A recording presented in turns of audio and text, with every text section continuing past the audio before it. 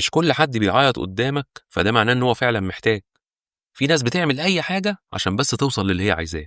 في فتره من الفترات الشركه اللي انا شغال فيها كانت بتطلع مساعدات كتير، كانت بتطلعها لاي حد. بس الموضوع ما كانش مقتصر على الناس الموجودين في المنطقه وبس، لا، ده اي حد كان عنده اي مشكله او ازمه كانت الشركه تحلها، وممكن كمان تثبت له مبلغ شهري يطلع مع المرتبات. بس اللي حصل بعد كده إن في ناس بدأت تستغل الموضوع ده بطريقة مش كويسة، وبدأ يظهر ناس بتخترع قصص عشان تدخل في جدول الشهريات بتاعنا. ولأني المدير المالي في الشركة فالقرار كان في إيدي، بس كنت ساعات برجع للإدارة في الحاجات الكبيرة، المشاكل الكبيرة يعني. لكن المساعدات اللي هي البسيطة كنت أنا اللي بحطها، والكلام ده كان بتوجيهات من صاحب الشركة، يعني مش بتحرك من دماغي. بس اللي كان بيحصل معانا من الناس كان أبشع مما تتخيل. كان يوم عادي كده وكنا داخلين على شهر رمضان، فاحنا في الشركة متعودين دايما قبل أي مناسبة زي مثلا العيد، شهر رمضان، كنا قبل أي مناسبة بشهر أو أسبوعين كده نضحي ونوزع على الموظفين والناس اللي حوالينا كمان. يعني بنجيب مثلا عجل أو كام خروف كده ونضحي ونوزع على الناس. السنة دي بقى بالذات لقينا ناس كتير جدا كانوا بيجوا الشركة محتاجين مساعدات، وكان في منهم كمان غير مصريين. مش لازم أذكر الجنسيات هنا، ولكن كان في ناس كتير جدا غير مصريين.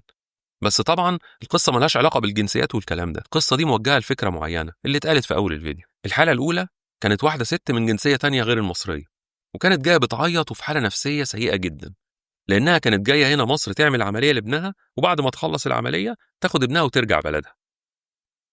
ولكن للأسف فلوسها خلصت ومش معاها حتى تكلفة الرجوع، مع إن التكلفة كانت كلام فاضي، يعني مبلغ لا يذكر أصلا.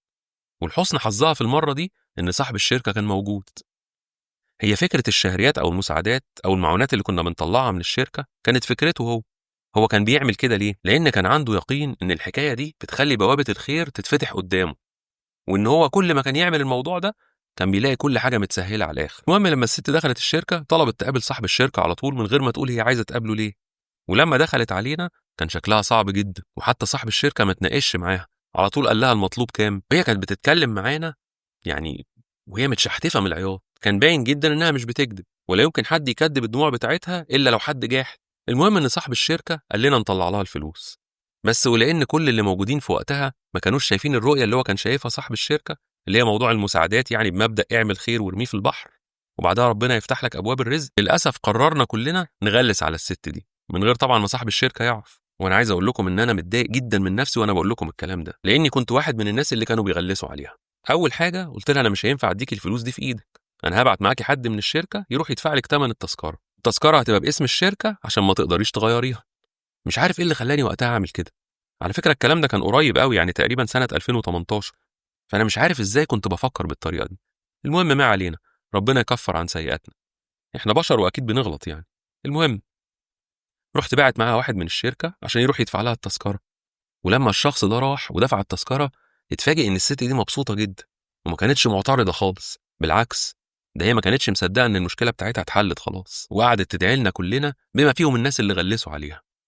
طبعا أنا بحكي لكم التصرف ده وأنا كنت غير راضي تماما عن اللي أنا عملته، بس اللي حصل معايا إن صاحب الشركة هو اللي غير لي دماغي 180 درجة. هو ما كانش بيجي كل يوم، بس في يوم كده جه في الشركة وأول ما دخل سأل على الست دي، فأنا حكيت له الحكاية زي ما حصلت بالظبط. فضل يزعق لي ويقول لي إياك تعمل كده تاني، وقال لي جملة غريبة جدا مش قادر أنساها لحد النهاردة. هو بالمناسبة توفى رحمة الله عليه يعني. المهم قال لي إيه بقى؟ قال لي اوعى تقفل بوابة الخير في وش أي حد وأنت معاك المفتاح بتاع البوابة دي. فأنا رديت عليه وقلت له ما يمكن تكون بتألف قصص ولا حاجة. فرد عليا وقال لي الموضوع ده تسيبه للي خلقنا. يا ربي على الكلام، كلامه بجد مش راضي يطلع من دماغي لحد النهاردة، وأي موقف بيحصل مشابه للكلام ده بتخيل صورته قدامي. يعني مثلا تلاقي واحد غلبان كده في الشارع عايز منك أي حاجة، فانت بقى تجيلك الحاله اللي هي ايه، اللي هي الحاله بتاعه الاعتراض دي، وانه يروح يشوف شغل بقى وبدل ما هو عمال يشحت كده. ولكن في لحظه كنت افتكر الجمله بتاعته اللي هي بتاعه بوابه الخير دي، الاقي نفسي بطلع الفلوس وانا راضي عنها تمام الرضا. طيب ده الجزء الايجابي اللي في القصه، تعالوا بقى للجزء السلبي. في نفس اليوم اللي الست جت فيه كان في شابين كده دخلوا بعد الست دي على طول، وبرضه كانوا عايزين مساعدات. واحد فيهم شاب عنده 23 سنة والتاني شاب عنده تقريبا 31 أو 32. طبعا احنا في الوقت ده كنا بنطلع المساعدات من غير حتى ما ناخد تحقيق شخصية أو حتى نعرف عنهم أي بيانات، كنا بناخد الأسامي من بقهم كده. الموضوع بركاوي بركاوي يعني بالبركة. الاتنين دول دخلوا على صاحب الشركة وكل واحد فيهم شرح الحالة بتاعته، اللي عليه إيجار شقة واللي عليه علاج واللي عنده ابن في المستشفى، والكلام بقى اللي انتوا عارفينه ده. وطبعا صاحب الشركة كأنه مش سامع هما بيقولوا ايه، على طول ادى الأوامر ان احنا ندخلهم في جدول الشهريات المنتظمة. هي كانت مبالغ بسيطة بس بتفرق جدا مع الناس دي. يعني ممكن انت تشوف المبلغ ده وتقول كده ايه يعني هيعمل له ايه يعني المبلغ ده، ولكن هو طبعا المبلغ ده كان بيحل لهم ازمات. المهم فضلت الدنيا ماشيه تمام التمام، والناس دي كل شهر بنطلع لها المبلغ اللي احنا اتفقنا عليه معاهم وبانتظام، ومفيش اي مشاكل. بس في وقت من الاوقات كده الدنيا بدات تبقى صعبه شويه، واللي كان بياخد مبلغ ما بقاش يكفيه. فبدات بعض من الناس اللي بياخدوا المساعدات دي بداوا ان هم يعملوا حوارات. مثلا تلاقي واحد جاي لك كده تعبان وعايز يروح المستشفى، رجله مش قادر يقف عليها ومحتاج انه يعمل فحوصات وتحاليل. وطبعا احنا ما كناش بنتاخر على اي حد، يعني لو جالنا اي حد حتى بعد ما ياخد الشهريه كنا بنطلع له المبلغ اللي هو عايزه.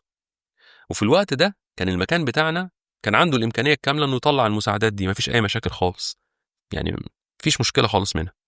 بس مع مرور الوقت الحوارات بتاعتهم دي بدات تزيد، وبدات تبقى الحكايات غير منطقيه.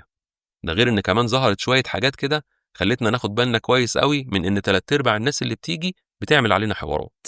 واحد من الشباب اللي كانوا بيجوا لنا من اللي بياخدوا المساعدات الشهريه شفته في مكان وبالصدفه كنت معدي من عنده، لقيته لابس شيك جدا واقف في محل محترم على الاخر، وشكله غير ما بيجي لنا خالص تماما. طب يعني انت كده عندك مصدر دخل، ما انت اكيد المحل الفخم ده مش هيشغلك ببلاش، اكيد بيدي لك مرتب ومرتب كويس كمان. وحاجه واحده بس كانت هتشفع لك لو ما كنتش عملتها، وهي انك قبل ما بتجيلنا كنت بتلبس اللبس المقطع اللي عندك ده وتشلفط وشك كده عشان تصعب علينا. ممكن تكون انت شغال في مكان والدخل فعلا ما بيكفيش، فعشان كده بتضطر انك تطلب المساعده. ولكن طبعا انا لما سالت عن المكان ده وعرفت المرتبات بتاعته، عرفت ان اخينا ده بيشتغلنا للاسف وبياخد مرتب كويس جدا. لا وكمان المفاجاه انه طلع مش متجوز، مع انه كان قايل انه متجوز وعنده عيال. المهم طبعا انا بعد ما عرفت المعلومات دي استنيت ميعاد الشهريه، واول ما جالي رحت مواجهه بكل اللي انا شفته.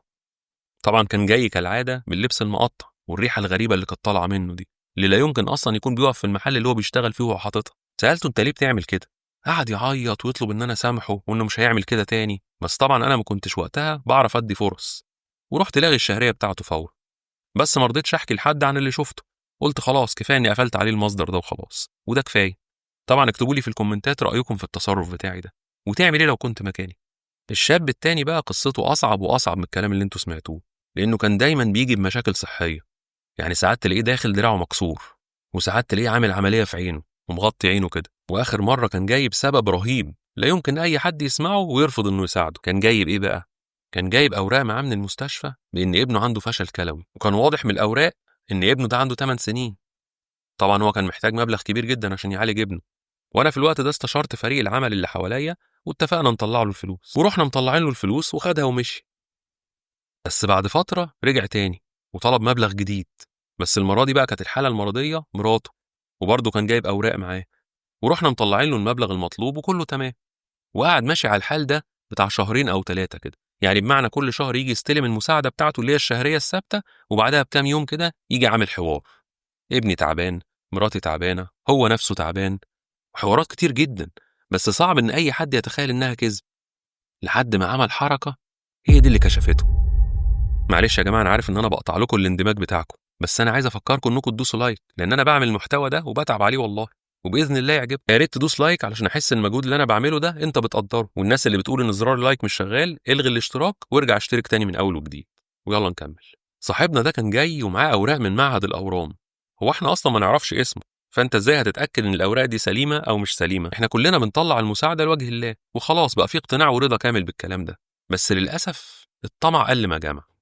دخل علينا الشركة هو معاه شوية الأوراق دي وكان منهار تماما وعمال يعيط ويدعي ربنا، حاجة تقطع القلب بالمعنى الحرفي. بس في المرة دي كان طالب مبلغ كبير جدا، وبرضه احنا في الأوقات دي كانت ميزانية الشركة محدودة شوية، لأن الشغل كان بدأ يقل، وكان أحيانا في نهاية الشهر بنقبض الموظفين بالعافية. بس الدنيا كانت ماشية برضه والحمد لله. لكن المبلغ اللي هو كان طالبه كان مبلغ كبير جدا، وخزنة الشركة نفسها الفلوس اللي فيها كلها موجهة للشغل، مش هينفع نطلع مبلغ زي ده.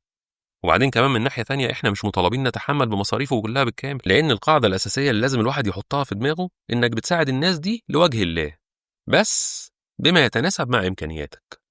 يعني في مثل كده بيقول إيه، هو يعني أنا ما بحبوش المثل ده، بس هو بيعبر شوية عن المواقف دي. اللي هو ايه، اللي يعوز البيت يحرم على الجامع. بس طبعا هو بالرغم من ان الكلام بتاع المثل ده يعني جامد شويه، الا انه حقيقي فعلا. يعني انت ما تنفعش انك تاخد حاجه من الميزانيه اللي انت حاططها في البيت بتاعك وتقوم رايح متبرع بيها مثلا للغلابه وتقول انا بعمل خير، ما ينفعش طبعا. المهم سيبك من الكلام ده، الكارثه الحقيقيه ما كانش في الكلام اللي قلناه ولا موضوع التبرع ولا الكلام ده، لا لا لا لا، كارثه كانت في الشخص نفسه. وده حصل لما قرر واحد من الشركه عندنا، بس واحد ايه، دماغه سم كده شويه زي ما بيقولوا، قرر انه يمشي وراه ويعرف قصته ايه. وكانت المفاجآت الصادمه. اهم حاجه بعد ما القصه دي تخلص، عايزك تقولي رايك في الشخص اللي كان معانا في الشركه، اللي هو احنا بنقول عليه دماغه سم ده. هل هو صح ولا غلط؟ صاحبنا اخذ الفلوس بعد ما دبرناها وراح نازل، وراح زميلنا ده نازل وراه من غير ما ياخد باله.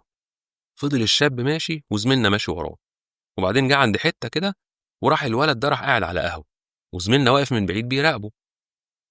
فضل قاعد على القهوه دي تقريبا لاكتر من ساعه او ساعه وشويه، وطلب مشروبات يمكن 3 أو 4 مرات.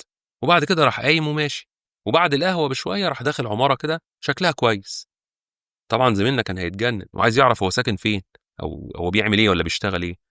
هو ممكن يبان لك ان القصص فيها تأليف شويه، بس والله ان الكلام ده حصل ومن غير اي تحريف. المهم قررنا كلنا، طبعا فريق العمل اخذنا رأي بعض اننا لازم ناخد اثبات شخصيه من كل الناس اللي بتاخد مساعدات من الشركه. وفعلا بدأنا نلم البطاقات بتاعت الناس، اي حد يجي ياخد الشهريه بتاعته ناخد البطاقه بتاعته، واللي ما كانش معاه بطاقه نعلق له الشهريه لحد ما يعمل البطاقه بتاعته. وكانت حركه تنظيميه هايله جدا بصراحه، مع ان في ناس اتضايقت منها. طبعا معروف الناس هتتضايق ليه.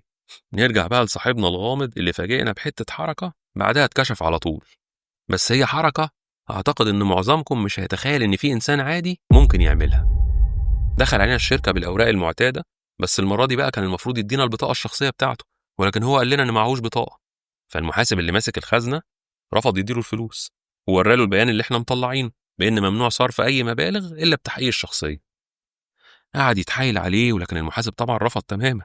ما هو انت لو بتتعامل مع بتوع الحسابات في اي مكان، لو بتموت وما عندوش اوامر يطلع لك الفلوس هيسيبك تموت. المهم صاحبنا ده راح ماشي واختفى كده يومين وراح راجع، وكنا كلنا موجودين في الشركه. دخل علينا بشويه الاوراق المعتاده فيها شهاده وفاه طفل. طبعا كلنا اتخضينا لان شكله كان بيعيط وحالته كانت صعبه جدا، كان وهو بيعيط كان بيقول انه عايز يدفن ابنه اللي مات في المستشفى ومش لاقي فلوس الدفن. طبعا هو موقف صعب جدا، بس الاصعب هو اللي حصل بعد كده، لاننا طلعنا له الفلوس فورا واخدها ومشي. بس زميلنا بقى اللي مش مرتاح له ده نزل جري وراه، وكانت المفاجآت الصادمه. زميلنا مشي وراه اول ما نزل من الشركه. هو كان ماشي بيعرج على رجله كده وهو جاي، بس بعد ما بعد عن مكان الشركه بشويه بدأ يمشي عادي خالص. دي اول المفاجآت. المهم فضل زميلنا ماشي وراه لحد ما راح قعد على نفس القهوه اللي قعد عليها المره اللي فاتت، وفضل قاعد ساعه كده تقريبا او ساعه وشويه المره اللي فاتت بالظبط، وبعدين راح داخل نفس العماره اللي دخلها. خلص الموضوع. هنا زميلنا قرر انه يسأل عليه في المنطقه باي طريقه، حتى بحجه انه ايه هيشتغل معانا في الشركه واحنا بنسأل عليه. واتفاجئ بكلام الناس. طبعا الاستاذ ده مش بيشتغل اصلا، ومتجوز وعنده ولدين، ومفيش حد مات ولا حاجه، وهو انسان متخصص في التحوير والتأليف، يعني مش بيعمل كده معانا احنا بس. بعدها مش عايز اقول لكم عملنا فيه ايه لما جه الشركه المره اللي بعديها. سلام.